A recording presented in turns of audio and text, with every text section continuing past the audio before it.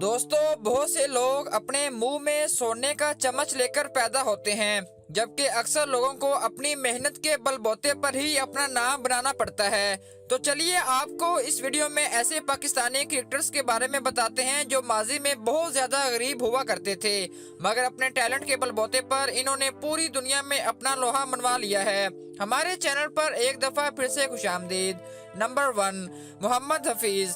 दोस्तों, पंजाब के शहर सरगोदा से ताल्लुक़ रखने वाले मायानाज खिलाड़ी मोहम्मद हफीज़ को 3 साल की उम्र में क्रिकेट खेलने का शौक हुआ करता था। मोहम्मद हफीज़ अपनी पढ़ाई के साथ साथ अपने शौक को भी पूरा करते रहते थे। मोहम्मद हफीज़ के वालिद बच्चों की जूतियां बनाया करते थे और रोज़ाना की कमाई चंद 100 रुपये भी नहीं होती थी और बाज़ औक़ात घर का किराया देना भी मुश्किल हो जाता था, क्योंकि मोहम्मद हफीज़ की फैमिली किराए के घर में रहती थी और जब किराया ना दिया गया तो इन्होंने अपने एक अजीज के घर पनाह ले ली। इसके साथ साथ अपने शौक के जोर पर गली की क्रिकेट से निकलकर वो क्लब की क्रिकेट में आ भी गए। आखिरकार अपनी कड़ी मेहनत की वजह से इनको पाकिस्तान क्रिकेट टीम में शामिल कर लिया गया और आज पूरी दुनिया में मोहम्मद हफीज को प्रोफेसर के नाम से जाना जाता है। नंबर 2, शुएब अख्तर। शुएब अख्तर पाकिस्तान के शहर रावलपिंडी से ताल्लुक़ रखते हैं। इंतहाई गरीब होने के बावजूद शुएब अख्तर को अपने टैलेंट पर पूरा यकीन था। शुएब अख्तर एक इंटरव्यू में कहते हैं कि मेरे पास लाहौर आने के पैसे नहीं थे, मैं बस वाले से लड़ते झगड़ते यहाँ तक पहुँचा हूँ, फिर ना खाने और ना सोने के पैसे थे। मैंने घोड़े वाले को अपना दोस्त बना लिया, इसने मुझे खाना भी खिलाया और सुलाया भी और सुबह क्रिकेट क्लब में भी छोड़ा। पाकिस्तानी क्रिकेट टीम के लिए सबसे ज्यादा शुएब अख्तर ने दर्द सहा है। इनके पास दुनिया के सबसे फास्ट बॉलर का होने का भी रिकॉर्ड मौजूद है। नंबर 3, मोहम्मद आसिफ। दोस्तों, पाकिस्तान क्रिकेट टीम के मायानाज बॉलर मोहम्मद आसिफ, जिनकी गेंद मुखालिफ टीम के बल्लेबाजों को नजर ही नहीं आती थी, पाकिस्तान के शहर शेखुपुरा के इलाके माची के रहायशी हैं। गुज्जर बरादरी से ताल्लुक़ रखने वाले मोहम्मद आसिफ एक नहायत गरीब खानदान में पैदा हुए। इनको तीसरी साल से ही क्रिकेट खेलने का शौक था।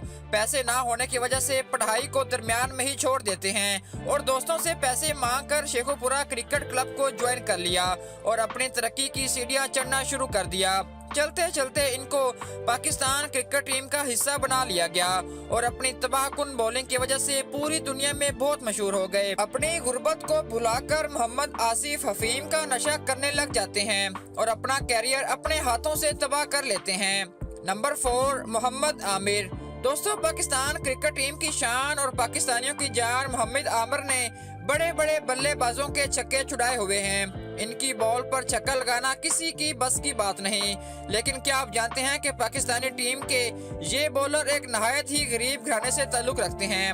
मोहम्मद आमिर रावलपिंडी के एक गरीब इलाके में पैदा हुए। मोहम्मद आमिर अपने बहन भाइयों में 6ठे नंबर पर हैं। इनके वालिद नहायत गरीब और मेहनतकश इंसान थे।